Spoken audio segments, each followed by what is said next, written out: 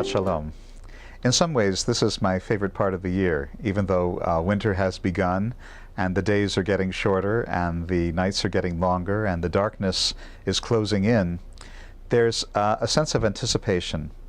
It began really when I saw the new moon last night. Actually, it was a day-old moon, but the crescent clearly visible in the darkening sky, and always quite a sight to see the crescent moon. In this case, the crescent moon was the new moon of the month of Kislev. Kislev is when we celebrate Hanukkah.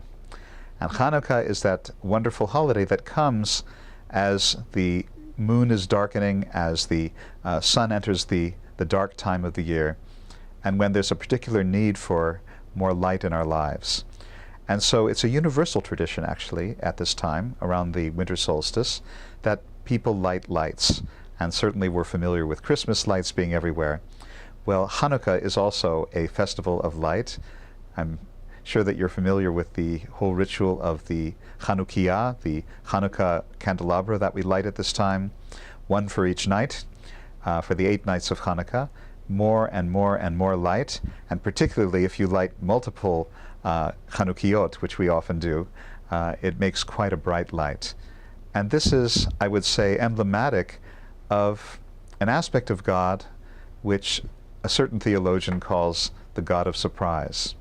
The God of surprise is the God who comes through in the least expected ways at the least expected moment.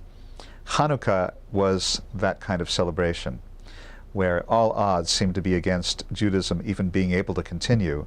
There was this big, huge Syrian Greek empire about 22 centuries ago that was intent on stamping out Judaism at that time, and a small band of guerrillas, really, not a proper army, without proper ways of defending themselves, improper weaponry. They stood up to this overwhelming force, and the light shone unexpectedly in the darkness. They were able to drive the Syrian Greeks from the temple that had been polluted with all kinds of foreign worship, and Judaism was able to continue into the present day, which is quite a miracle worth celebrating. Hanukkah, of course, being a victory that has been repeated any number of times by now, either in spiritual form or occasionally in military form. We've seen that with the founding of the State of Israel. And there's much to celebrate in Jewish life today. Israel being, I think, militarily stronger than any Jewish state in the whole history of Judaism. And this is because of, we could say, the revival of the Maccabean spirit, something I want to talk about more next time. But in the meantime, we should enjoy the miracle of Hanukkah, the miracle of the light that unexpectedly shone in the darkness, the miracle of the State of Israel, which itself is light that is unexpectedly shining in this dark world, and may it continue to shine for many centuries to come. Shabbat Shalom, and anticipating a Chag Chanukah Sameach.